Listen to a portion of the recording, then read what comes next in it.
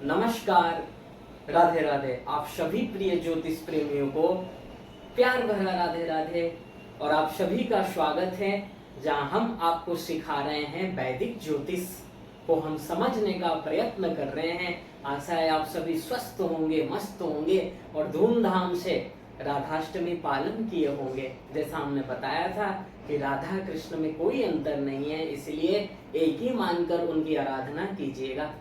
तो अब नेक्स्ट हम अपने पाठ की ओर ही चलते हैं। आपको पिछले क्लास में हम राशियों में नक्षत्रों का विस्तार समझाए थे और मिथुन राशि तक समझाए थे। यदि आप नहीं समझ पाए हैं तो एक बार फिर से देख लीजिए, हम बता दे रहे हैं संक्षेप में। उसके बाद हम मूल के नक्षत्र को समझने का प्रयत्न करेंगे।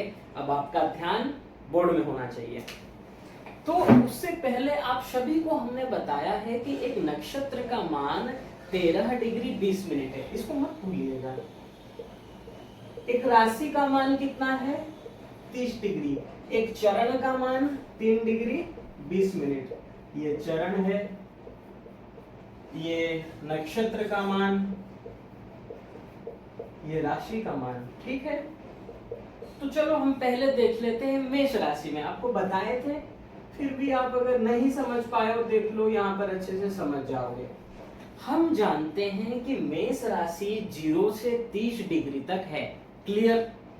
अंशात्मक विस्तार में यदि हम राशियों का अंशात्मक विस्तार देखेंगे तो मेष राशि 0 से लेकर 30 डिग्री तक है। मेष का स्वामी कौन है? मंगल। मंगल की और एक राशि कौन है? वृश्चिक। ये सब मत भूलिएगा, क्योंकि जब आप राशि, राशि के स्वामी, नक्षत्र, नक्षत्र के स्वामी यही याद नहीं रखेंगे, आप फलित कैसे करेंगे? ये याद रखना परमावश्यक है। ध्यान पूर्वक पढ़िए, मन लगाकर पढ़िए, आसानी से आप लोग सीख जाएंगे। आप ये चिंता मत कीजिए कि आप सीखोगे नहीं सीखोगे, ये हमारा कर्तव्य, हमारे ऊपर छोड़ दो। बहुत ही सरलता से आपको हम समझाने के लिए ही यहीं पर हैं, समझाने के लिए ही ये चैनल में आपके साथ सहायता कर रहे हैं, आपका हेल्प कर रहे हैं कि बहुत सरलता से आप समझ सकें। आपका बस एक काम है, मन लगा दो, मन लगाकर वाणी पर ध्यान दो, एक एक शब्द को सुनो, तभी आप समझ सकते हो। तो मेष राशि का स्वामी हम जानते हैं मंगल है। आगे पढ़ेंगे मूल त्रिकोण राशि, उच्च राशि, नीच राशि, सम, शत्रु, ये सब आगे पढ़ेंगे, धैर्य रखिए। तो मेष राशि में कितने नक्षत्र रहेंगे और कितने चरण रहेंगे ये समझना है। पहले ये समझ लो कि एक राशि में 9 चरण, अर्थात क्यों 9 चरण हमने कहा? क्योंकि एक नक्षत्र का मान है 13 डिग्री 20 मिनट।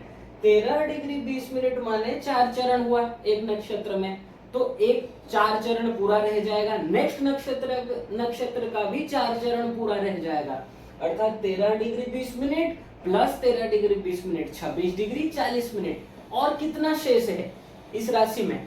3 degree 20 minute. तो अगले नक्षत्र का सिर्फ एक चरण रह पाएगा। इसीलिए हमने कहा कि एक राशि में, वो चाहे मेष ले लो, वृष ले लो, मिथुन ले लो, कर्क ले लो, कुछ भी लो, 9 ही चरण रह सकते हैं, अर्थात 2 नक्षत्र रहेंगे और एक चरण रहेंगे। क्यों?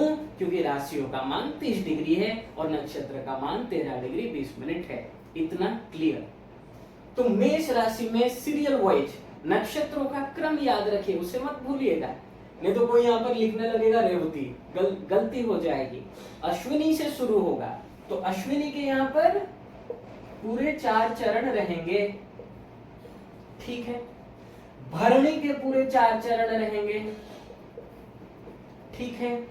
कृत्तिका के कितने रहेंगे? 1 चरण रहेंगे। कृत्तिका के 1 चरण, भरणी के 4 चरण, अश्विनी के 4 चरण। क्लियर? नेक्स्ट जब आप वृषभ राशि का निकालोगे, वहां नक्षत्रों का विस्तार समझोगे, तो कृत्तिका का और कितना चरण रहे, मतलब शेष है 3, तो यहाँ पर 3 रह जाएगा। तो 3 चरण का मान 10 डिग्री, और कितना डिग्री रह सकता है उसमें? 20 डिग्री, क्योंकि एक राशि का मान 30 डिग्री है। 10 डिग्री कृत्तिका का रह चुका, और रह सकता है 20। उस 20 में से एक नक्षत्र पूरा रह जाएगा, क्योंकि नक्षत्र का मान कितना है? 13 डिग्री 20 मिनट। तो कृत्तिका के बाद आएगा रोहिणी। रोहिणी के चारों चरण यहाँ पर रह जाएंगे। 13 डिग्री 20 मिनट हो गया, ये 10 डिग्री हो गया, कितना हुआ? 23 डिग्री 20 मिनट, और बचा आपके पास 6 डिग्री 40 मिनट। तो नेक्स्ट जो नक्षत्र है रोहिणी के बाद मृगशिरा, मंगल का नक्षत्र, वहां फिर 2 चरण रह सकेंगे। क्यों? क्योंकि 6 डिग्री 40 मिनट ही शेष है। क्लियर? ये फिर आप लोग घर में प्रैक्टिस कीजिएगा, बहुत सरल है, कुछ भी नहीं है, बहुत आसान है। अभी समझते हैं मूल के नक्षत्र क्या होते हैं। अब यहाँ पर आप लोग ये डाउट मत कीजिएगा कि मूल नक्षत्र तो हम जानते हैं उसका स्वामी केतु है, वो अलग बात है, वो तो एक पर्टिकुलर नक्षत्र है। गंडमूल नक्षत्र आप लोग सुने होंगे ना, ये बच्चा मूल में जन्म लिया है, बहुत गुस्सा करता है, बहुत मतलब एग्रेसिव है, क्रोधी है, ऐसा सुने होंगे वर्ड। मतलब ज्योतिषी लोग या फिर किसी पंडित को अगर दिखाए होंगे किसी की पत्रिका, तो देखकर बोले होंगे ये लड़का मूल में जन्म लिया है। गंडमूल उसे कहते हैं। वो टोटल 6 नक्षत्र हैं। पहले 27 नक्षत्र को याद कर लो, याद है पूरा?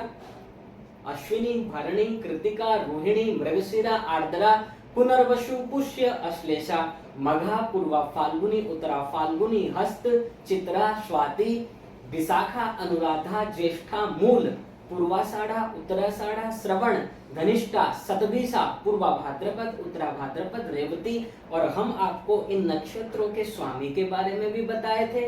पहले 9 नक्षत्र के जो स्वामी है वही रिपीट होगा। आपको ये याद रखना है, नक्षत्रों को पढ़िए, इसलिए हम आपको बता रहे हैं, प्रत्येक क्लास में नक्षत्रों का नाम बता रहे हैं ताकि आपको याद हो जाए। पढ़िए, मन लगाकर पढ़िए, आराम से याद रहेगा। अरे अभ्यास करने से कुछ भी असंभव नहीं है। अगर अभ्यास करोगे, दिल लगाकर, मन लगाकर पढ़ोगे, इंटरेस्ट आपको होगा ना, अगर रुचि हो गया, अगर इसको जानने की भूख पैदा हो गई, तो सब कुछ हो जाएगा। इसलिए चिंता मत कीजिए, नक्षत्रों के नाम याद रह जाएंगे। पढ़िए मन लगाकर, 2-4 बार अभ्यास कीजिए, तभी याद रहेंगे। तो ये 27 नक्षत्र को यदि हम 3 भाग में करेंगे, अर्थात 9, 9, 9, 9 3 जा 27 नक्षत्र हो गए। तो ये जो 9 नक्षत्र हैं, अश्विनी का स्वामी कौन है? केतु। भरणी का शुक्र। अश्विनी का स्वामी कौन है? केतु। भरणी का शुक्र। फिर कौन आया? कृत्तिका सूर्य। रोहिणी चंद्रमा। मृगशिरा मंगल। अश्विनी, भरणी, कृत्तिका, रोहिणी, मृगशिरा, आर्द्रा राहु। पुनर्वसु गुरु। पुष्य शनि। अश्लेषा बुध। अश्लेषा के बाद मघा। क्लियर? तो ये जो गंडमूल नक्षत्र हैं, मूल नक्षत्र या फिर इसको मूल नक्षत्र भी कहते हैं, ये टोटल 6 हैं। कितने हैं? टोटल 6 नक्षत्र हैं। एक केतु का नक्षत्र है, एक बुध का नक्षत्र है। केतु का नक्षत्र याद कर लीजिए, क्या क्या है? केतु का नक्षत्र है अश्विनी और मघा और एक मूल, ये केतु का नक्षत्र। और बुध के जो 3 नक्षत्र हैं, ये भी होंगे क्या? अश्लेषा, ज्येष्ठा और रेवती। ये जो 6 नक्षत्र हैं, इन्हें गंडमूल नक्षत्र कहा जाता है। रट लो। क्या क्या? केतु के हमने बताए अश्विनी, मघा, मूल।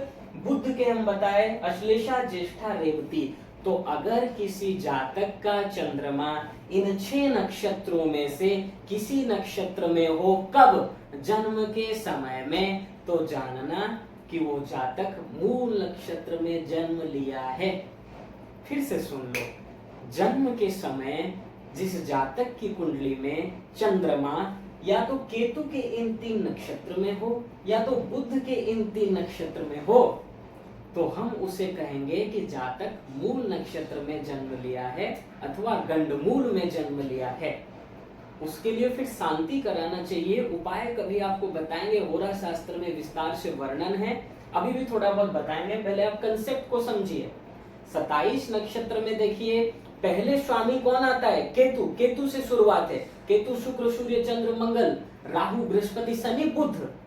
तो ऊपर का जो 3 नक्षत्र है और नीचे का जो 3 नक्षत्र हैं, वही मूल के नक्षत्र हैं। और इनमें भी होरा शास्त्र में बताया गया है कि जब विशेष मूल किसको कहा जाएगा, अर्थात विशेष कहा जाएगा कि सतर्क रहना जरूरी है, उपाय शांति पूजा कराना जरूरी है। तो जब रेवती के बाद क्या आएगा नक्षत्र, अश्विनी। रेवती के कितने चरण, 1 2 3 4, अश्विनी के 1 2 3 4। तो जब चंद्रमा रेवती के इन 2 चरणों में हो या फिर अश्विनी के इन 2 चरणों में हो, तब हम कहेंगे विशेष रूप से ये जातक मूल में जन्म लिया है। क्यों कहेंगे, क्योंकि देखो रेवती के बाद फिर से कौन आ रहा है, अश्विनी, और ये दोनों ही मूल नक्षत्र के हैं, और 3 4 1 2 ये लग कर है, अर्थात 3 में मान लो है या फिर 4 में है, तो फिर उसको फिर बिना मूल के नक्षत्र नहीं मिल रहा है। अर्थात मैं ये कहना चाहता हूं, आपको ये बताना चाहते हैं कि रेवती और अश्विनी दोनों मूल नक्षत्र हैं, एक के बाद एक आता है, इसीलिए रेवती का आखिरी वाला और अश्विनी का पहले वाला जो 2 नक्षत्र है, इसमें अगर जातक का जन्म हुआ है तो ये विशेष रूप से मूल कहा जाएगा। समझ गए या फिर से समझाएं? क्यों इसको विशेष मूल कहा जाएगा, क्योंकि रेवती के बाद चंद्रमा अगर रेवती में है तो नेक्स्ट कहां जाएगा, अश्विनी में। तो ये 4 चरण जो हैं ये पूरा समीप हैं, करीब हैं। अगर मान लो अश्विनी में 3 4 में हो चंद्रमा, तो अश्विनी के बाद फिर कौन सा नक्षत्र आ रहा है, भरणी। भरणी मूल नक्षत्र नहीं है, ये क्या मूल नक्षत्र है, नहीं है। इसलिए यहां पर अगर वो मूल तो कहा जाएगा, विशेष नहीं कहा जाएगा। क्लियर? नेक्स्ट और एक एग्जांपल देखिए। अभी जैसे हम देखेंगे अश्लेषा, ठीक है, अश्लेषा 1 2 3 4 चरण, अश्लेषा के बाद मघा 1 2 3 4 चरण। इसका भी ये 3 4 में अगर चंद्रमा है और यहाँ मघा के पहले 2 चरण में है, तो इसे विशेष रूप से मूल कहा जाएगा। क्यों? क्योंकि अश्लेषा में यदि चंद्रमा इन अंतिम चरणों में है तो इसके बाद भी मूल का नक्षत्र आता है, और ये दोनों समीप हैं, 3 4, और जस्ट मघा में जाएगा तो पहला चरण दूसरा चरण, इसीलिए इसको विशेष रूप से मूल कहा गया है। नेक्स्ट और एक एग्जांपल भी देख लो, लास्ट वाला, ज्येष्ठा और क्या, मूल। तो इसके 1 2 3 4 1 2 3 4, ऐसे इसके भी तीसरे और चौथे चरण, और मूल के अगर पहले दूसरे चरण में हो तो इसे हम विशेष मूल कहेंगे। आजकल तो लोग ठग भी दे रहे हैं, मतलब लोगों को डरा देते हैं, पता नहीं यार ये मूल में जन्म लिया है, इसका शादी नहीं होगा, संतान नहीं होंगे। अरे मूल का बात कहाँ आएगा, बच्चे में आता है, इसका प्रयोग बच्चे पर है। अगर उसको बाल्यावस्था उसकी चली गई तब उसको क्यों कह रहे हो कि मूल का प्रभाव है?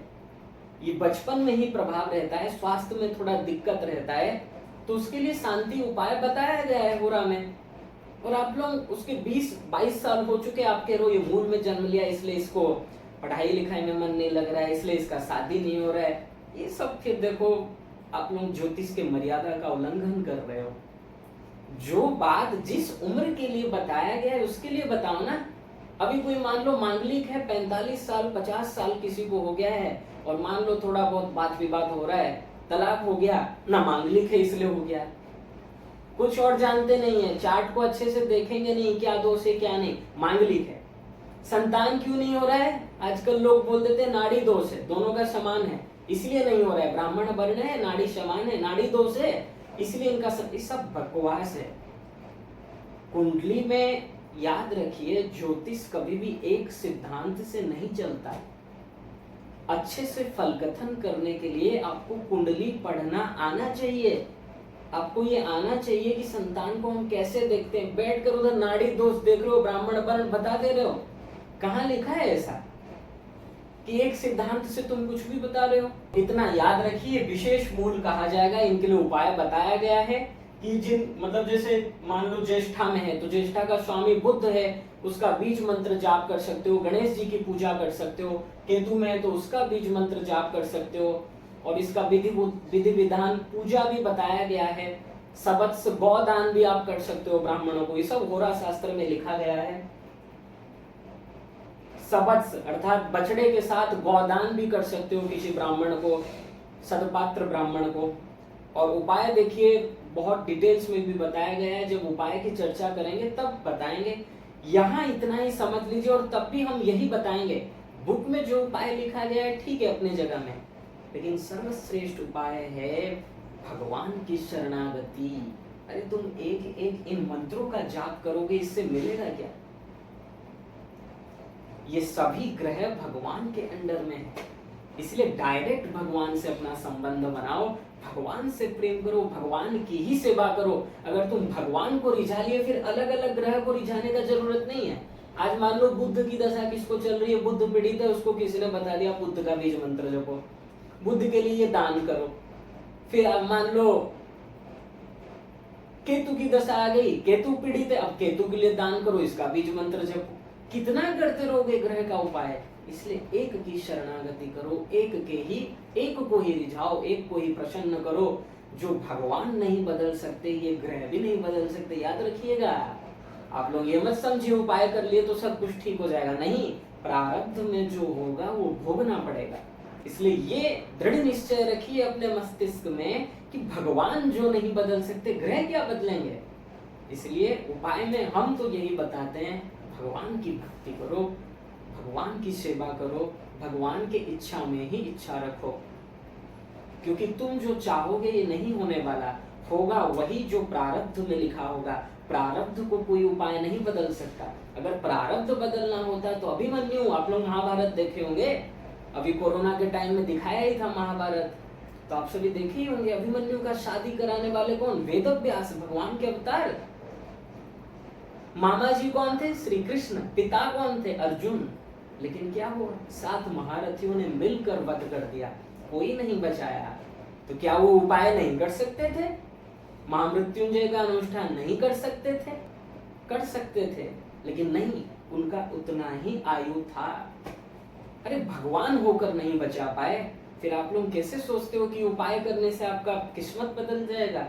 नहीं बदलने वाला। उपाय बताए गए हैं, ठीक है, कर देना चाहिए, लेकिन होगा वही जो प्रारब्ध में होगा।